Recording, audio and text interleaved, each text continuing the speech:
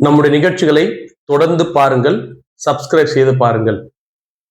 திரைக்கதை மன்னன் என்று அனைவராலும் அழைக்கப்பட்ட திரு பாக்கியராஜ் அவர்கள் இன்று இயற்கை எய்தினார் அப்படின்றத நம்ம நியூஸ்ல பாக்குறோம். ஒரு மனிதன் வாழ்வதை விட சாகும்போது பாத்தீங்கன்னா எந்த கஷ்டமும் இல்லாம செத்துடணும் அப்படின்னு சொல்லுவாங்க பெரியவங்க. எந்த விதமான நோய் நொடி இல்லாம போய் படுக்கையில படுத்து பிள்ளைங்களால கஷ்டம், கொண்டாட்டியால கஷ்டம், அம்மா அப்பாவால கஷ்டம் அப்படின்ற எந்த இதுவும் இல்லாம நல்லபடியா நிம்மதியா ஒருத்தர் இறந்துட்டாலே அவங்க வாழ்ந்த வாழ்க்கைக்கு ஒரு அர்த்தம் இருக்கு அப்படின்னு சில பேர் சொல்வதை நீங்க கேட்டிருப்பீங்க. அந்த வகையில நல்ல உடல் ஆரோக்கியத்தோடு இருந்து இன்று மறைந்த திரு பாக்கியராஜ் அவர்களுக்கு நம்முடைய ஆழ்ந்த அனுதாபங்கள். அவருடைய இல்லத்தை சேர்ந்த அனைவரும் அவருடைய நினைவுகள் வாடும் எல்லாருக்குமே நம்ம ஆழ்ந்த இரங்கலை தெரிவிச்சுக்கிறோம்.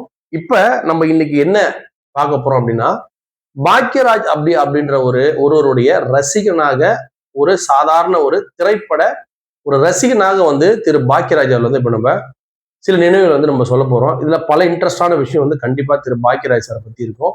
நம்ம கிட்டத்தட்ட ஒரு 35-40 வருஷமா சினிமாவை பார்க்குறோம்.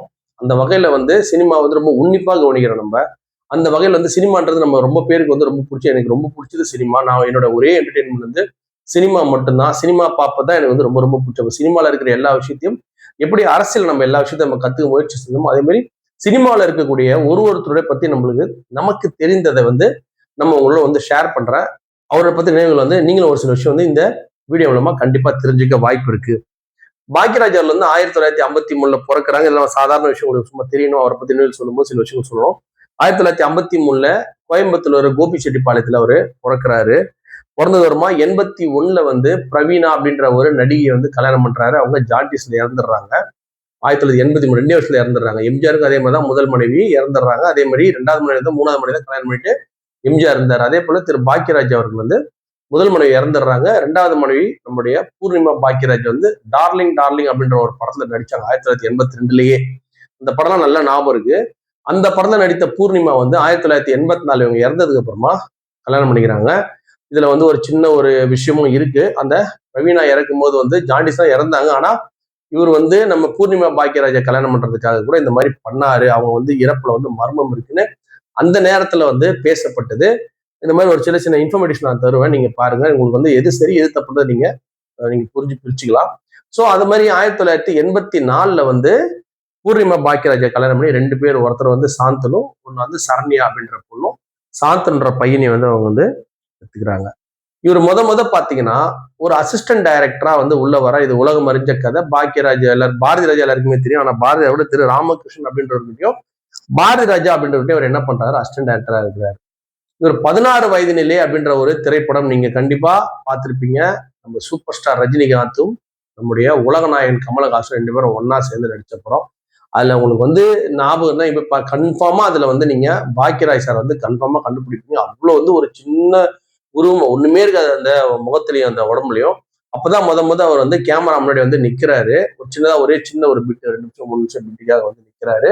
அந்த சீன்ல அவர் நடிச்சுட்டு போயிடுவாரு. அந்த படம் தான் 16 வயது நிலை படம் தான். இப்ப ரஜினி சாரோட அது அவருடைய நீங்க ஒரு பாக்கியராஜை பத்தி பேசும்போது நினைவுல சொன்னாரு. அந்த இது எப்படி இருக்கு அப்படின்னு சொல்ற சீனை அவர் சூப்பரா மாடுலேஷன் எல்லாம் பண்ணி சொன்னதை நினைவு கூர்ந்தார் திரு ரஜினிகாந்த் அவர்கள். அந்த அளவுக்கு திரு பாக்கியராஜ் அவர்கள் அந்த முதல் படத்திலேயே ஒரு அசிஸ்டன்ட் டைரக்டர் இல்லாம ரொம்ப இன்வால்வ் ஆகி செய்ய ஆரம்பிச்ச படம் தான் அந்த 16 வயது நிலை. நீங்க 16 வயது நிலை படத்தை நம்ம பேசுறது நடிகளை பத்தி பேசணும், பல விஷயங்கள் இருக்கு. ஆனா அதுக்கு முன்னாடி அவரை பத்தி இன்னும் சில விஷயங்கள் சினிமா சம்பந்தப்பட்டது 16 ஸ்டார்ட் பண்றாரு. பல படங்களை இயக்குறாரு, நடிக்கிறாரு, எப்படி ஹீரோவா இருக்காரு அப்படின்றலாம் பல விஷயங்கள் இருந்தா கூட சினிமா இல்லாத அவருடைய வாழ்க்கையை ஃபர்ஸ்ட் நம்ம முடிச்சிடலாம். சினிமா இல்லாத அவரோட வாழ்க்கை என்ன ஆகுதுன்னா, கிட்டத்தட்ட 1981 84 காலகட்டங்கள்ல பாத்தீங்கன்னா அவருடைய திரைப்படங்கள் எல்லாமே பிளாக் பஸ்டர் பிலிம்னுவாங்க. அதை அடிச்சுக்கவே முடியாதுன்ற மாதிரி படம். ரஜினி கமல்லாம் ஓடுறதை விட இவர் படம் வந்தா பெண்கள் மத்தியில பயங்கரமான ஓட்டம். திரு பாக்கியராஜ் அவர்கள் படம்லாம் பாத்தீங்கன்னா டபுள் மீனிங் பயங்கரமா இருக்கும். எதுலையுமே நீங்க பாத்தீங்கன்னா அவர் எல்லா சீன்லயுமே டபுள் மீனிங் இருக்கும். நீங்க எல்லாத்தையும் இப்ப நீங்க அந்த வெண்ணிராடை மூர்த்தி நம்ம சொல்லுவோம் பாருங்க, டபுள் மீனிங் பேசுவார்னு. பாக்கியராஜ்கிட்ட யாருமே டச் கூட பண்ண முடியாது. சீன்லயும் டபுள் மீனிங் இருக்கும், டைலாக்லயும் டபுள் மீனிங் இருக்கும், எல்லாத்துக்குமே டபுள் மீனிங் இருக்கும். அந்த அளவுக்கு ஒரு அந்த விஷயத்துல பயங்கரமான ஆளு. அதாவது அது ரொம்ப ரசிக்கக்கூடியவர். அந்த ஆண் பெண் சம்பந்தப்பட்ட விஷயத்துல பயங்கரமான ரசனை கொண்டவர் திரு பாக்கியராஜ் அவர்கள். இப்ப கூட இப்ப கூட அவர் பேசும்போது பாத்தீங்கன்னா அது சம்பந்தம் முருங்கக்காய் சம்பந்தமா பேசுவாரு, இல்லைன்னா அதுல என்னென்ன இருக்குன்னு சொல்லி பேசுவார். கடைசியா கூட ஒரு கான்ட்ராவர்சி வந்தது 2019 வந்து நம்முடைய பொள்ளாச்சி நடந்ததுல கூட அவர் என்ன சொன்னா, பொதுவா வந்து ஆண்களையே குறை சொல்றது நீங்க தப்பு, பெண்களுக்குமே வந்து ஆண்கள் மேல ரொம்ப ஈர்ப்பு அதிகமா இருக்கும். ஒரு ரூம்ல வந்து ஆண் மட்டும் வந்து தனியா இருந்தா பெண் எதுவும் பண்ண முடியாது, பெண்ணும் வந்து எதனா பண்ணாதான் ஆணால வந்து அந்த பெண்ணுக்கு வந்து ஈடு கொடுக்க முடியும், அப்ப பெண் மேலேயும் தப்பு இருக்கும் அப்படின்ற அளவுக்கு வந்து ரொம்ப போல்டா சொல்லக்கூடியவர். ஆண்களுக்கு ரொம்ப சப்போர்ட் பண்ணுவார், பெண்களுக்கும் அந்த ஆண்கள் இருக்கக்கூடிய எல்லா ஆசைகளும் பெண்களுக்கும் இருக்கும் அப்படின்றது வந்து ரொம்ப ஆணித்தரமா நம்பக்கூடியவர். தன்னோட படங்கள் எல்லாத்துலயுமே வந்து அதை ரொம்ப வெளிப்படையா காட்டியக்கூடியவர். பாக்யராஜ் வந்து கிட்டத்தட்ட பாத்தீங்கன்னா அந்த 7 நாட்கள்னு ஒரு படம் வருது. அந்த படம் வந்ததுக்கு அப்புறமா புரட்சி தலைவர் எம்ஜிஆர் வந்து அந்த படத்தை பார்த்துட்டு போல்டா ஒரு அனௌன்ஸ் பண்ணாரு. அப்ப இருந்த 1980, 84 இந்த மக்கள்லாம் வந்து அசந்துட்டாங்க. ஏன்னா எம்ஜிஆருக்கு வந்து வாரிசு கிடையாது, குழந்தை கிடையாது, யாரும் கிடையாது. அந்த படம் பார்த்துட்டு என்ன பண்ணிட்டாரு புரட்சி தலைவர் எம்ஜிஆர் வந்து பாக்யராஜனுடைய சினிமா வாரிசுன்னு அனௌன்ஸ் பண்ணிட்டாரு. அப்போ ஒரு புரட்சி தலைவர் எம்ஜிஆருடைய வாயால தன்னுடைய சினிமா வாரிசுன்னு வாங்கின ஒரே நடிகர் யார் அப்படின்னா பாக்யராஜ். நீங்க பாக்யராஜ் சார் நீங்க எப்படி நீங்க வந்து கணக்கு பண்ணலாம் அப்படின்னா, இப்ப இந்த பிரதீப் ரங்கநாதன் இருக்காரு பார்த்தீங்களா, இந்த பிரதீப் ரங்கநாதன் ஒரு 10 மடங்கு இருந்தா எப்படி இருக்கும்? ஏன்னா இப்ப பிரதீப் ரங்கநாதன் மாதிரி ஒரு 4-5 பேர் இருக்காங்க அதே மாதிரி படங்கள் எடுக்கிறது. ஆனா அந்த காலத்துல பாத்தீங்கன்னா பாக்யராஜ், பாரதி ராஜா சார் படம் வேற மாதிரி இருக்கும், பாலச்சந்தர் சார் படம் வேற மாதிரி இருக்கும், பாக்யராஜ் சார் படம் அப்படியே வேற மாதிரி இருக்கும். அவருக்கு தான் பார்த்திபன் நம்ம இவரெல்லாம் வந்தது, பாண்டியராஜ் எல்லாம் வந்தது. ஆனா நம்முடைய பாக்யராஜரோட படம் வந்து பாத்தீங்கன்னா இப்ப பிரதீப் ரங்கநாதன் படம் ஒரு இடக்கு முடக்கா இருக்கு பாத்தீங்களா, அந்த மாதிரி எல்லா படமும் இடக்கு முடக்கா இருக்கும். ஆனா எல்லாம் பிச்சிங் ஓடும். யார் மூலியம் ஓடுனா எல்லாம் பெண்கள் தான். பெண்கள் தான் அப்படி போய் சாரையா பார்ப்பாங்க. ஆனா வீட்டுல வந்து பேச பார்த்தா அவன் அப்படி படம் எடுத்துக்கிறான், அவன் அப்படி படம் எடுத்துக்கிறான். ஆனா போய் பாக்குறதே பெண்கள் தான். அப்பெல்லாம் இப்ப இருந்த மாதிரி டிவி எல்லாம் கிடையாது. ஷோல போய் பார்த்துட்டே இருக்க வேண்டியது, ஏன்னா ஒரு தேட்டர்ல போய் உட்காந்துட்டு படம் பார்த்துட்டே இருக்க வேண்டியது. அந்த அளவுக்கு வந்து பெண்கள் மத்தியில ஒரு மிக சிறந்த ஒரு ஆளா இருந்தவர். அவருடைய கதை, திரைக்கதை, வசன டைரக்ஷன் அடிச்சுக்கவே முடியாது. அது அடுத்தது மறுபடியும் சினிமா. அது கூட வந்து பாத்தீங்கன்னா புரட்சித்தலைவர் எம்ஜிஆர் இறந்ததுக்கு அப்புறமா ஜெயலலிதாவை புரட்சித்தலைவர் அம்மாவை வந்து இவரு ஏத்துக்காம 1989 எம்ஜிஆர் மக்கள் முன்னேற்ற கழகம் ஒரு கட்சி ஆரம்பிக்கிறார். இப்போ 1989 நம்ம ஜானகி அம்மா எம்ஜிஆர் இருந்தாங்க இல்லையா, அப்ப அதை வரும்போது அதுல போட்டி போட்டுட்டு என்ன ஒரு கட்சி ஆரம்பிக்கிறார். கட்சி ஆரம்பிச்சு சும்மா ட்ரையல் பார்த்தாரு. கேரளால போட்டி போடும்போது வெறும் 87 ஓட்டு தான் வாங்கினாரு. வெறும் 87 ஓட்டு தான். எப்பா சாமி செட் ஆவாரான்னு சொல்லிட்டு என்ன பண்ணிட்டாரு, அப்படியே அந்த கட்சியை கழிச்சிட்டாரு. கழிச்சிட்டு அம்மா ஆட்சிக்கு வந்தது வரமா என்ன பண்றாரு, அம்மா கூட போயிட்டு அம்மாவுக்கு சப்போர்ட் பண்ணிட்டு அங்க போய் செட்டில் ஆயிடுறாரு. ஏடிஎம்கேல போய் செட்டில் ஆயிடுறாரு. எல்லாருமே இப்ப செட்டில் ஆனாங்க. இவங்க அம்மாவோட போய் செட்டில் ஆயிடுறாரு. கொஞ்ச நாள்ல அம்மாட்ட வந்து ஒரு சின்ன ஒரு கான்ட்ராவர்சி, செட் ஆகல. வெளில வந்து மட்டும் டிஎம்கேல செட் ஆயிடுறாரு. ஒரே வருஷம் 2005 2000 ஒரு வருஷம் இருக்கிறாரு. அப்புறம் டிஎம் கொண்டு வெளில வந்து அரசியல் வாழ்க்கை வந்து பாக்யராஜ் அவர் வந்து சுத்தமா செட் ஆகல. வெளில வந்துட்டாரு. வெளில வந்ததுக்கு அப்புறமா அரசியல்னே அவர் வாய் திறந்து எதுலையுமே பேசல. கழுவுரமில்ல நழுவுரமில்ல கழுவுறாங்க வாழ்ந்துட்டு கிட்டத்தட்ட 2026 வரைக்கும் வாழ்ந்து விட்டாரு பாக்யராஜ் அவர்கள். சரி, வேற என்ன பண்ணிருக்கிறாரு அப்படின்னா, பத்திரிகை ஒன்று நடத்தினாரு. பாக்யா அப்படின்ற ஒரு பத்திரிகை நடத்தினாரு. அது வந்து கிட்டத்தட்ட எம்ஜிஆர் மாதிரி அந்த கட்சி விட்டு ஆரம்பிச்சாரு பாருங்க. கட்சி முடிச்சதுமா அந்த பாக்யா அப்படின்ற அந்த பத்திரிகை ஆரம்பிக்கிறாரு. அதுல உங்கள் பாக்யராஜின் கேள்வி பதில் ஒண்ணு இருக்கு. அதுல அவர் சின்ன சின்ன கதைகள்லாம் சொல்லுவாரு. நீங்க அந்த கதையெல்லாம் கேட்டீங்கன்னு வச்சுங்களேன், அந்த கதையெல்லாம் படிக்கிறவனுக்கு வந்து ஒரு மாதிரி மைண்ட் டைவர்ட் ஆயிடும். எல்லாத்துலயுமே டபுள் மீனிங் இருக்கும். அவர் எதை பேசினாலும் டபுள் மீனிங் மன்னன் வந்து பாக்யராஜ் அவர்கள். கதையில கூட சொல்லும் போது அந்த மக்கள் சுவாரஸ்யமா இருக்கணும் அப்படின்னு சொல்லி எல்லாத்தையும் குட்டி கதை போட்டு இதை போலங்க இதுக்கு பதில், இதை போலங்க இதுக்கு பதில் எல்லா விஷயமும் பேசுவாரு. அவர் வந்து குடும்பம் பேசுவார், அரசியல் பேசுவார், எல்லாமே அந்த பத்திரிகையில பேசுவார். ஆனா பத்திரிகையோட சர்க்குலேஷன் வந்து அந்த அளவுக்கு மிகப்பெரிய ஒரு சர்க்குலேஷனா இல்ல. அதனால என்ன பண்றாரு, அந்த பத்திரிகையை மூட்டாரு. எதுலையுமே கால வைப்பாரு. மிக சிறந்து விளங்கி அவரால் வெளில வர முடியல. அவரால் ஒரு மனிதனுக்கு ஒரு விஷயம் தான் கடவுள் கொடுப்பான்.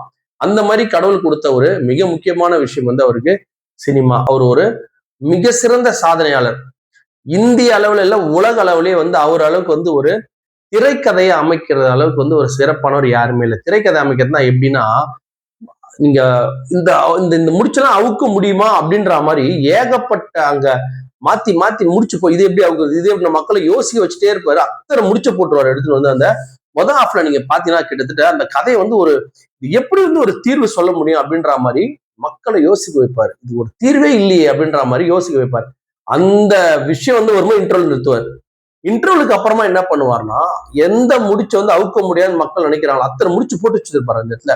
ஒரு முடிச்சா அவுப்பாரு. பார்க்க அவ்வளவு ஒரு இன்ட்ரெஸ்டா இருக்கும். அந்த அளவுக்கு வந்து ஒரு ஸ்கிரீன் பிளே வந்து மன்னன் வந்து திரு பாக்கியராஜ் அவர் எடுத்த படத்துல வந்து ஒரு சில படங்கள்ல வந்து ஒரு சில முக்கியமான விஷயங்கள் நான் சொல்ல ஆசைப்படுறேன். அந்த 16 வயதுல வந்து அசிஸ்டன்ட் டைரக்டரா இருக்காரு. நம்ம என்ன சொல்லிட்டு அதை பத்தி ஒரு சின்ன நினைவு சொல்லிட்டு அதுக்கு அடுத்து அவர் வந்து சிகப்பு ரோஜாக்கள்ன்ற படத்தை வந்து ஒரு டைலாக் எழுதுறாரு. டைலாக் ரைட்டர் வந்து சிகப்பு ரோஜாக்கள். சிகப்பு ரோஜாவுக்கு தெரியும், பாரதி ராஜாவுடைய இயக்கிய படம் சிகப்பு ரோஜாக்கள். கமலஹாசன் வந்து வில்லன் நடிச்சிருப்பாரு. அந்த ஏகப்பட்ட பேரை வந்து கொன்னு புதைச்சிருப்பாரு. எல்லாத்துக்கு மேல சிவப்பு ரோஜா ஒண்ணு வச்சிருப்பாரு. அந்த படம் தான் சிவப்பு ரோஜாக்கள். நீங்க நேரம் தான் அந்த படத்தை பாருங்க.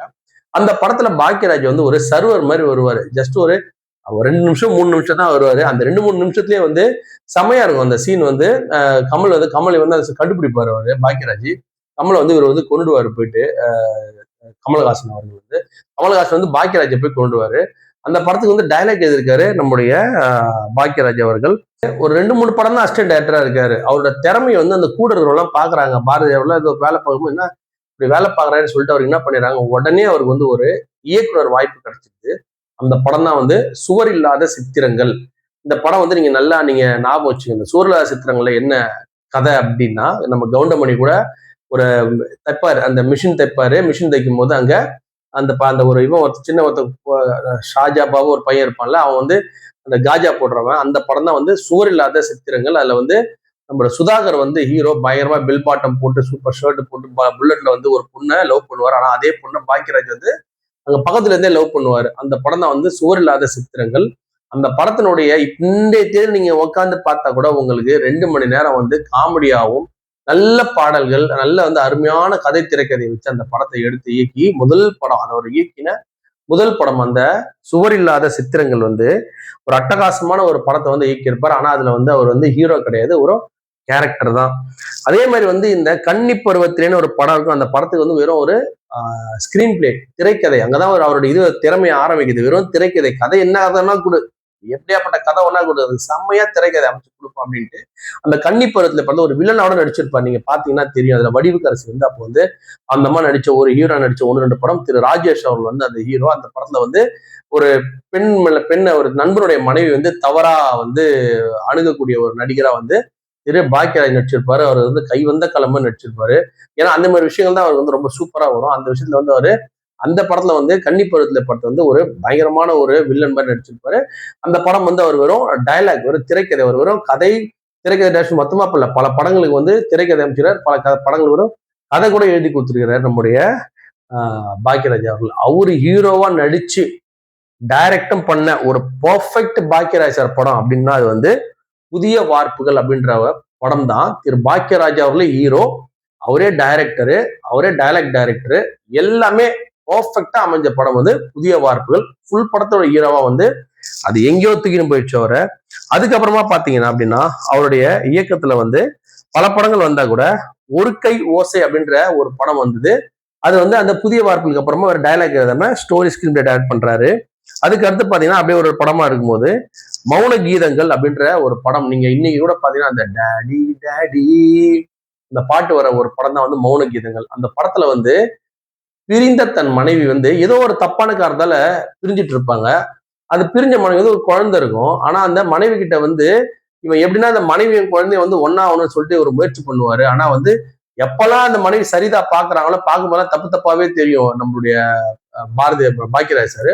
அந்த படத்துல வர அந்த டேடி டேடி ஓமை டேடி பாடல், அந்த படம் அந்த மைண்ட் வச்சு அந்த படம், அந்த ஒரு இயக்குன படங்கள் எல்லாமே வந்து அவ்வளவு அதி அற்புதமா இருக்கிற படம். அந்த படத்துல வந்து அதாவது தவறா தன்னை வந்து கணித்த தன் மனைவி வந்து அடைவதற்காக மீண்டும் வந்து ஒன்று சில பேசப்பட்ட படம் வந்து மௌன கீதங்கள். அந்த படத்துக்கு அப்புறம் பாத்தீங்கன்னா ஒரு 2-3 படங்கள்ல ரொம்ப முக்கியமான படம் வந்து இன்று போய் நாளை வா. இந்த படம் வந்து நீங்க சொல்ல வேண்டிய அவசியம் இல்லை. இன்று போய் நாளை வா உங்களுக்கு தெரியும். ஒரு ஜன்னல் பின்னாடி வந்து 3 ஃப்ரெண்ட்ஸ் உட்காந்து இருப்பானுங்க. எதுல வந்து ராதிகா வந்து அந்த குழந்தையெல்லாம் வச்சுட்டு போவாங்க வருவாங்க பாருங்க. அந்த படம் அதாவது இப்ப பாத்தீங்கன்னா அந்த படம் வந்து இன்றைக்கு இருக்கக்கூடிய பசங்களுக்கு ஏத்த மாதிரியான ஒரு படம். கிட்டத்தட்ட 40 வருஷத்துக்கு முன்னாடி எடுத்துருக்கிறாப்புல. இன்னைக்கு 40-45 வருஷம் முன்னாடி இன்னைக்கு பசங்க எப்படி இருப்பாங்கன்றத 40-40 வருஷம் முன்னாடி அவர் எடுத்துப்பாரு. அந்த படத்தை உங்களுக்கு நேரம் தான் எடுத்து போட்டு பாத்தீங்கன்னா தெரியும். இன்னைக்கு இருக்கிற பசங்களோட மென்டாலிட்டி அன்னைக்கே சொல்லியிருப்பாரு. அவ்வளவு சூப்பரா இருக்கும் அந்த படம். ஒரு பொண்ணுக்காக வந்து 3 நண்பர்கள் வந்து அடிச்சுப்பாங்க. அவனுக்கு தெரியாம இவனுக்கு தெரியாம அவனுக்கு தெரியாம சொல்லிட்டு அடிச்சுக்கிற அந்த படம் வந்து, அதாவது அந்த இன்று போய் நாளை வா படம் வந்து வேற லெவல் படம். அதே மாதிரி அந்த 7 நாட்கள் அப்படின்ற படம் வந்து உங்களுக்கு தெரியும். அதுல வந்து அம்பிகாவும் அந்த மலையாள கேரக்டர் நடிச்சிருப்பாரு இல்லையா நம்ம பாக்கியராஜ். ஒரு இது வச்சு நம்ம இளையராஜா சார் வச்சு அந்த ஹார்மோனியத்தை வச்சுக்கிட்டு அம்பிகாவும் பாக்கியராஜும் ஒரு மலையாளத்துல பண்ணும்போது அந்த கிளைமேக்ஸ்ல பாத்தீங்கன்னா, என் மனைவி உங்க உங்க என் காதலி உங்க மனைவி, பட் உங்க மனைவி வந்து என்னோட காதலி ஆகும் அப்படின்னு சொல்லி ஒரு டைரக்ட் பண்ணி முடிப்பார் பாருங்க. அந்த படத்துல வந்து ஒரு பெண் வந்து கல்யாணம் ஆகுற வரைக்கும் தான் அந்த பெண் வந்து மற்றவருக்கு காதலியா இருக்கலாம். ஆனா கல்யாணமான அந்த தாலின்ற கல்யாணம் ஏறினதுக்கு அப்புறமா அது அவரோட மனைவி அப்படின்றது அது எக்காரணத்தை கொண்டு யாரும் ஆசை கூட படக்கூடாதுன்னு இப்ப இருக்கிற அந்த கள்ளக்காதல்லாம் வந்து ஒரு முடிவை சொன்னது அந்த படம் வந்து அந்த நம்மளுடைய அந்த அந்த 7 நாட்கள் அப்படின்ற திரைப்படம். அப்புறம் தூரல் நின்று போச்சு. நம்பியாரோட வந்து ஒரு ஒரு ஒரு காதலிக்காக நம்பியாரோட சேர்ந்து அடிக்கிற லூட்டிங் கம்மி. நம்பியாரை வந்து அது வரைக்கும் வந்து வில்லனாவே பார்த்தவங்களுக்கு வந்து ஒரு சரியான கேரக்டர் கொடுத்துட்டு நல்ல ஒரு காமெடியா எடுத்த படம் வந்து தூரல் நின்று போச்சு படம். அப்புறம் டார்லிங் டார்லிங் டார்லிங் இன்னைக்கு அவருடைய மனைவியான பூர்ணிமா பாக்கியராஜ் வந்து கல்யாணம் பண்ண அது காதலிச்ச அந்த படம் வந்து அவருடைய வாழ்க்கையில ரொம்ப முக்கியமான படம். அதுல வந்து பாத்தீங்கன்னா ஒரு பெரிய எம்ஜிஆர் வந்து அன்பேவா படத்துல இருக்கிற மாதிரி ஒரு பெரிய ஒரு ரெசார்ட் இருக்கும். அந்த இப்ப ரெசார்ட் வைங்க, அப்ப அந்த காலத்துல வந்து அந்த அவ்வளவு பெரிய பில்டிங் சொந்தக்காரர் வந்து பூர்ணிமா பாக்கியராஜ் தான். ஆனா அவர் அது தெரியாம அவங்ககிட்டயே மேல் வாடகை விட்டு கீழ் வாடகை விட்டு பெரிய பணக்கார மாதிரி சீன் போட்டு அந்த பொண்ணெல்லாம் கரெக்ட் பண்ண ட்ரை பண்ணுவார். அந்த படம் தான் அந்த டார்லிங் டார்லிங் டார்லிங். அதை விட அதுக்கு முடிஞ்ச மிகப்பெரிய ஹிட் இன்றைக்கும் வந்து பாக்கியராஜ் சார் அப்படின்னு சொல்லி சொன்னாலே சொல்லக்கூடிய ஒரு மிக சிறந்த படம் வந்து முந்தானை முடிச்சு. இன்னைக்கு நேத்து நாளைக்கு என்னைக்கு பார்த்தாலுமே வந்து அந்த மாதிரி ஒரு படம் திரும்ப வருமா அப்படின்ற அளவுக்கு சொல்லக்கூடிய ஒரு படம். குழந்தை இன்ட்ரோல் வந்து குழந்தைய கீழே போட்டு தாண்டுவாங்க ஊர்வசி. திரு பாக்கியராஜ் வந்து தான் என்னை வந்து ரேப் பண்ணாரு, பாக்கியராஜ் வந்து என்கிட்ட வந்து தப்பா நடந்துக்கினாரு அப்படின்னு சொல்லி அதை உண்மைன்னு சொல்றதுக்காக அந்த குழந்தைய கீழே போட்டு தாண்டக்கூடிய படம் அது ஊர்வசியினுடைய முதல் திரைப்படம் கூட. அதுக்கப்புறமா பாத்தீங்க அப்படின்னா அப்படியே தாவணி கனவுகள். தாவணி கனவுகள் படம் வந்து உங்களுக்கு தெரியுமான்னு தெரியல. இந்த சிவாஜி கணேசன் சாரும் பாக்கியராஜ் சாரா இருப்பாங்க. அதுலதான் வந்து ஒரு நல்ல சீன் வந்து பாரதிராஜ் ஒரு சீன் எடுத்திருப்பாங்க. அந்த சீன் எப்ப பாத்தீங்கன்னாலும் வந்து அவ்வளவு சூப்பரான ஒரு சீன் வந்து நம்ம தாவணி கனவுல தான் இருக்கும். சிவாஜி சார், பாக்கியராஜ் மற்றும் ஒரு சீன் பாரதிராஜா, ராதிகா நடிச்ச அந்த படம் வந்து அவர் ஏகப்பட்ட தங்கைகள் இருக்கும். ஒரே ஒரு அண்ணன் இவரு. அந்த தங்கச்சிகளை வந்து எப்படி காப்பாத்துறாரு, ஆம்பளை எடுத்து எப்படி காப்பாத்துறாரு, எப்படி கல்யாணம் பண்ணி வைக்க முயற்சி பண்றாரு, எப்படி பெரிய ஆள் ஆகிறாரு, அதுக்கு வந்து சிவாஜி கணேசன் எப்படி உதவி பண்றாருன்னு அற்புதமான படத்தை கொடுத்துருந்த தாவணி கனவுகள் படம். அப்புறம் இந்த சின்ன வீடு படம் உங்களுக்கு தெரியும். சின்ன வீடு படத்துல வந்து ஊரசியோட தங்கையான கல்பனா வந்து அவர் வந்து இன்ட்ரோடியூஸ் பண்ணியிருந்தாரு. சின்ன வீடு அதே மாதிரிதான் ஒரு மனைவி வந்து கொஞ்சம் நம்மளுக்கு ஏத்த மனைவியா இல்லாம இருக்கும். அவருக்கு ஏத்த மாதிரி ஸ்டைலுக்கு ஏத்த மனைவியா இல்லாம இருப்பாங்க. அப்ப அவர் இன்னொரு பொண்ணு வந்து உஷார் பண்ணுவாரு. உஷார் பண்ணி கடைசியா பார்த்தா அப்படின்னு சொல்லி சொன்னா அந்த பொண்டாட்டியே அப்பா இந்த பொண்டாட்டி தானே அந்த இன்னொரு பொண்ணு வந்து இவர் வந்து ஏமாத்தவர். அதுல பொண்டாட்டி வந்து அவர் நல்லா இருக்காலும் நல்லா இல்லையோ உருவம் எப்படி இருந்தாலும் நமக்காக வாழறோம் அப்படிதான் சொல்லி உணரக்கூடிய ஒரு திரைப்படம் தான் அந்த சின்ன வீடு திரைப்படம். நடுவில் வந்து வெளி லாங்குவேஜ் படம் எடுக்கிறாரு. அமிதாப் பச்சன் தான் படம் எடுத்திருக்கிறாரு இந்தியில போயிட்டு. அதே மாதிரி மேரேஜ் லாங்குவேஜ் அங்க படம் எடுக்கிறாரு. பல வேஷங்களை போய் நடிக்கிறாரு. ஆனா அவருக்கு பேர் வந்து கதை, திரைக்கதை, வசனம், இயக்கம் அப்படின்ற ஒரு முக்கியமான தான் திரு பாக்கியராஜுக்கு. அதுக்கு அடுத்து அவருடைய இதுல வந்து நடிச்சது வந்து எங்க சின்ன ரோசா அப்படின்ற ஒரு படத்துல வந்து ராதா வந்து நடிச்சிருப்பாங்க. அப்பெல்லாம் என்ன பேருன்னு கேட்டீங்கன்னா பாக்கியராஜ் படத்துல நடிக்கக்கூடிய நடிகைகள் வந்து பெரிய லெவலுக்கு ஆயிடுவாங்க அப்படின்றது அது எழுதப்படாத உண்மை. பாக்கியராஜர் படத்துல ஒருத்தருக்கு ஒரு நடிகை நடிச்சிட்டாங்கன்னா அவங்க மார்க்கெட்டோட உச்சத்துக்கு போயிடுவாங்க அப்படின்றதுதான். அந்த நேரத்துல பாக்கியராஜ் படத்துல நடிக்கிறதுக்கு எல்லா நடிகைகளும் வந்து கதை எப்படி இருக்கு அதை பத்தி கவலைப்பட மாட்டாங்க. அவர் படத்துல எல்லாமே கதை ஒரு எசகு பிசகா தான் இருக்கும். அந்த ஹீரோயின் வந்து அது வரைக்கும் அந்த மாதிரி நடிச்சிருக்க மாட்டாங்க. அதுக்கப்புறம் அந்த மாதிரி நடிக்க மாட்டாங்க. அந்த மாதிரி ஒரு எசகு பிசகான கதை தான் வைப்பாரு. அந்த எசகு பிசகான கதையிலேயே வந்து அந்த ஹீரோயின் வந்து அது கடைசி கிளைமேக்ஸ் எல்லாம் பாத்தீங்கன்னா ஹீரோயினுக்கு மேலதான் வெயிட்டா இருக்கும். ஹீரோ மேல ஒண்ணுமே இருக்காது. அவரோட எல்லா படமே வந்து இந்த லேடி ஓரியன்ட் படமா தான் இருக்கும். அட்டகாசமா வைப்பாரு அந்த கேரக்டர். அந்த படத்துல வந்து அவங்க படம் முழுக்க வந்து அங்கங்க பல காட்சிகள் இருந்தா கூட படம் முடியும் போது அந்த பெண்ணுக்கு வந்து அந்த அளவுக்கு வந்து அந்த ஹீரோயினுக்கு வந்து அவ்வளவு பெரிய பேர் வரா மாதிரி அந்த படத்தை முடிப்பாரு. அந்த வகையில் வந்து அவர் நடிச்சது எங்க சின்ன ரோசா. அப்புறம் இது நம்ம ஆளுன்னு ஒரு படம் நீங்க பாத்தீங்கன்னா அவருடைய மாமனார் வந்து சோபனா தான் வந்து ஹீரோயின். அவரோட மாமனார் வந்து ஐயங்காரு. இவர் வந்து ஒரு தாழ்த்தப்பட்ட இடத்தை சேர்ந்தவர். இவரு சோபனாவை வந்து லவ் பண்றாரு அப்படின்றதுனால அவங்க அப்பா வந்து கடைசி வரைக்கும் ஒத்துக்க மாட்டாரு. கடைசியில கூட லாஸ்ட்ல கூட ஒத்துக்க மாட்டாரு. ஆனா இந்த இருதுல வந்து எப்படி இந்த தாழ்த்தப்பட்ட மக்கள் சொல்ல தனியா பிரிக்க கூடாது ஒரு ஜாதி சம்பந்தமான ஒரு விஷயத்த சொல்லுவாரு. அதுல வந்து இவருக்கு மியூசிக்கே தெரியாது. ஒரு பாட்டுல வந்து பாடுவார். அவங்களும் சோபனா ஒரு மேடையில வந்து 2 பேரும் போட்டி போட்டு பாடுவாங்க. அதுல இவங்க ரியல் கர்நாடிக் பாடுவாங்க. இவரு சாதாரணமா அதை கர்நாடிக் மாதிரி ஏமாத்தி இவர் பாடுவாரு. அதுல வந்து பாத்தீங்கன்னா வெற்றி பெண்ணு அந்த பரிசு யாருக்கு குடுன்றதுக்காக பண்ணுவார். அந்த மாதிரி பாடல்கள் அந்த மாதிரி ஒரு அருமையான கதைகள் நிறைந்த படம் வந்து இந்த இது நம்மால் கூட அந்த மாதிரியான ஒரு படம் தான். அடுத்து 666 இந்த படம் எத்தனை பேர் பார்த்திருப்பீங்கன்னு தெரியல. பானுப்பிரியா நடிச்சிருப்பாங்க. அப்பெல்லாம் வந்து பானுப்பிரியா இப்ப இருக்கிற ஐஸ்வர்யா ராய் மாதிரி பெரிய ஒரு அப்ப தமிழ் ஃபீல்டு இருந்துல பெரிய அழகு வந்து பானுப்பிரியா தான். அவங்களோட அந்த சாதாரணமே ஒரு படம் கிளாமரா இருக்கும். பானுப்பிரியாட்ட சொல்லவே வேணாம். அவங்க டபுள் கிளாமர். அவங்க ரெடியா இருப்பாங்க எந்த மாதிரி காட்சிக்குமே. அவங்க அந்த மாதிரியான ஒரு உடல்வாக கொண்டவங்க கூட வந்து அருமையா ஒல்லியான உடல்வாக கொண்டவங்க, பார்ப்பதுக்கே கவர்ச்சியா இருப்பாங்க. இவர் படம் வந்து அதுக்கு மேல வந்து இவர் வந்து கவர்ச்சியான சப்ஜெக்ட் இருபத்தி பாக்கியராஜ் படம்னாலே அது 2 கட்டாவா தான் இருக்கும். அந்த படத்துல பானுப்பிரியா வேற. அந்த மாதிரி வந்த படம் தான் RRR. அந்த படத்துல வந்து பானுப்பிரியா வந்து ஒரு ஒரு பைத்தியக்கார ஹாஸ்பிட்டல் இருப்பாங்க. அந்த இடத்துல வந்து என்னென்ன பானுப்பிரியா நடந்தது, அந்த படமே பானுப்பிரியா நடந்தது. அதை வந்து இவரு ஹாஸ்பிட்டல்ல வந்து ஒரு வார்டனா இருப்பாரு. அங்க என்ன நடக்குது பிரச்சனை அப்படின்னு அந்த கதை கோர்ல எடுத்திருப்பாரு. அருமையான படம் வந்து RRR படம். அதுக்கப்புறம் அப்படியே நீங்க பாத்தீங்கன்னா அவசர போலீஸ் ஒரு படம் வந்திருக்கும். அது வந்து புரட்சி தலைவர் எம்ஜிஆர் இறந்ததுக்கு அப்புறமா ஏற்கனவே நடித்த ஒரு படத்துல வந்து கொஞ்சம் பிட் பேலன்ஸ் வச்சிருந்தாங்க.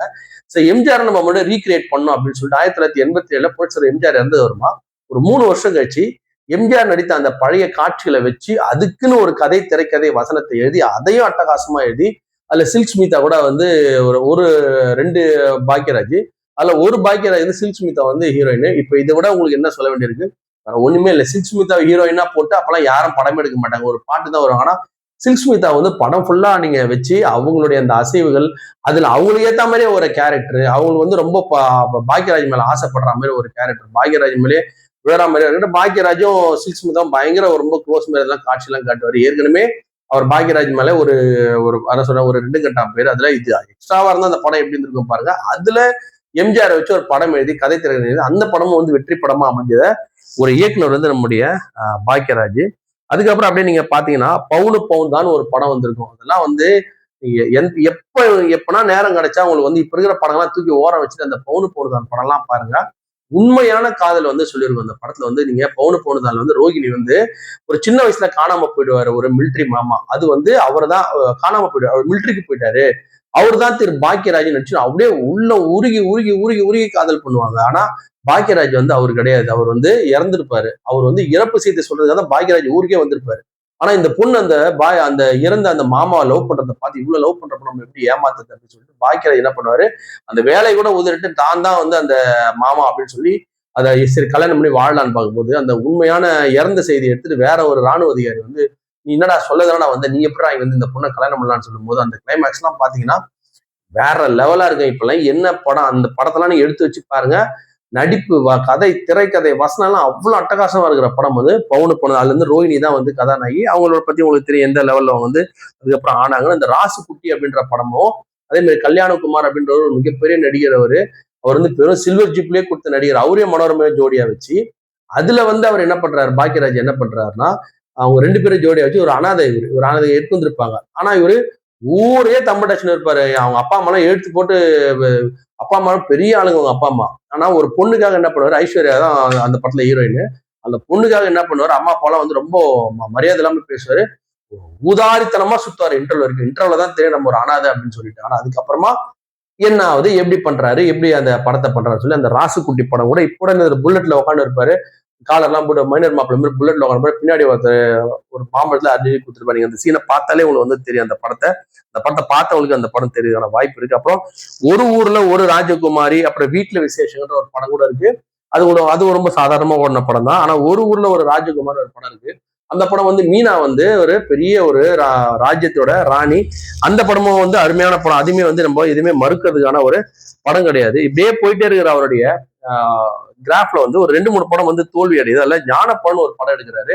அந்த படம் எடுத்தோடனே அட்டர் ஃபிளாப் ஆகி போச்சு. அதே மாதிரி வேட்டியை மடிச்சுக்கிட்டுலாம் அந்த அளவுக்கு சிறப்பா ஒன்றும் ஓடாத ஒரு படமா தான் இருந்தது. ஆனா அதே நேரத்துல கடைசியா வந்து பாத்தீங்கன்னா ஒரு 3-4 படம் வந்து திரு பாக்கியராஜ் அவர்கள் வந்து ஒரு பேர் சொல்லும் படமா வந்து அமையல. ஆனா அது மத்தவங்களுக்கு வந்து ஒரு இறுதி படமா அமைஞ்சது. அதுல வந்து பாத்தீங்கன்னா சொக்கத்தகம் சொல்லிட்டு 2003 திரு விஜயகாந்த் வச்சு ஒரு படம் எடுக்கிறாரு. அந்த படம் தான் வந்து விஜயகாந்த் சாரோட கேரியர்ல கடைசி படம். கடைசி படங்கள்ல ஒரு படம் வந்து சொக்கத்தங்கம். அந்த படத்தோட திரு விஜயகாந்த் அவர்கள் வந்து அரசியல் வர ஆரம்பிக்கிறாரு 2006 காலகட்டங்கள். 2003 தான் அந்த சொக்கத்தங்கம் படம். அதை எடுத்துரும் திரு பாக்கியராஜ் அவர்கள். அதுக்கடுத்து பார்த்தாரு, சரி ஒண்ணு சில அப்படியே சினிமா இருந்தா விட்டு வருவோம். பாத்தீங்கன்னா அந்த பாரிஜாதம் ஒரு படம் எடுக்கிறார் தன் பெண்ணுக்காக, சரண்யா அப்படின்றதோட மகளுக்காக. பாரிஜாதம் அப்படின்ற படம் பிருத்திவிராஜ் தான் அந்த படத்தோட ஹீரோவா இருப்பாரு. உண்மையா சொல்லணும் அப்படின்னு சொன்னா ஹீரோயினுக்கான எந்த இதுவுமே அவங்களுக்கு வந்து இல்லை. ஆனா சரண்யா வந்து அவங்க என்ன பண்ணாங்கன்னா பாக்கியராஜ் ரொம்ப கம்பல் பண்ணாங்க, நான் நடிக்கணும், நான் வந்து உங்களை மாதிரி ஆக்ட் பண்ணணும். அதனால தன் மகளுக்காக எடுத்த படம் தான் பாரிஜாதம். அடுத்து கடைசியா ஒரு சித்து +2 அப்படின்னு சொல்லிட்டு தன்னுடைய மகனுக்காக சாந்தனுக்காக ஒரு படம் வந்து டைரக்ட் பண்ணாரு. அது கிட்டத்தட்ட 2010 பண்ணாரு. 2010 பண்ணதுக்கு அப்புறமா அவரால் வேற எந்த படமும் பண்ண முடியல. அந்த மாவீரன் அப்படின்ற ஒரு படத்துக்கு மட்டும் டயலாக் மட்டும் இருந்தாரு. உங்களுடைய நம்ம ராம்சரண் நடித்து தமிழ் வெளிவந்த மாவீரன் படத்துக்கு. இதுதான் அவருடைய சினிமா கேரியர். பல இந்தி படங்கள், பல மலையாள படம், பல படங்கள்லாம் பண்ணியிருக்காரு. ரொம்ப டயலாக். ஆனா இந்த குறிப்பிட்ட இந்த படங்களுக்குள்ளேயே பாத்தீங்கன்னா அவரோட பேரும் புகழும் வந்து எங்க இருக்குன்னு நீங்க பாருங்க. அன்னார் வந்து இந்த மாதிரி ரொம்ப கதைகளுக்கு வந்து அவர் வந்து அங்கங்க இருக்கக்கூடிய விஷயங்களை எடுத்து பஞ்சு அருணாச்சலம் அப்படி ஒரு ஆள் இருந்தாங்க. உங்களுக்கு எத்தனை பேர் தெரியும்னு தெரியல. அவர் அந்த மாதிரிதான் கதைகள் வந்து எங்க தோய்வு ஏற்படும், எங்க அதை ஏற்றணும் எல்லாமே சொல்லக்கூடிய திரு பஞ்சு அருணாச்சலம். அதே போல திரு பாக்கியராஜ் அவர்களும் வந்து தமிழ் சினிமாவில் பாரதி சிஷ்யனாக பாரதி ராஜா அளவுக்கு வந்து ஒரு கதையில வந்து அட்டகாசமான பல திருப்பங்களை ஏற்படுத்தனால திரு பாக்கியராஜ் அப்படின்றவர் வந்து மறக்க முடியாத விஷயம்னா ஆண் பெண் உறவுக்கு வந்து பேர் போனவர் வந்து திரு பாக்கியராஜ் அவர்கள். அவருடைய எல்லா விஷயமும் வந்து கணவன் மனைவி லவ்வர்ஸ் இந்த சம்பந்தப்பட்டே தான் இருக்குமே தவிர ஒரு பயங்கரமான நாட்டு பிரச்சனை, பயங்கரமான இந்த தொழில் பிரச்சனை அவர் பேசுறதே கிடையாது. எல்லா படத்துலயுமே கணவன் மனைவி ஆண் பெண்ணுக்கு உண்டான உறவை மட்டும்தான் பேசுவாரு. அது எல்லாமே ரொம்ப டீப்பா இருக்கும், ரொம்ப நீட்டா இருக்கும். அங்கங்க சொல்ற விதம் எப்படி இருந்தாலும் ஆனா இறுதியில் வந்து அந்த படத்தை மிக சிறப்பா முடிக்கக்கூடிய ஒரு திறன் படைத்த திரு பாக்கியராஜ் அவர்களுடைய வாழ்க்கையின் இறுதியை கூட ரொம்ப சூப்பரா அழகா எந்த வலியும் வேதனையும் இல்லாம ரொம்ப அழகா வாக்கிங் போயிட்டே அப்படியே தன்னுடைய இறுதி காலத்தை அவர் அடைத்திருக்கிறார்.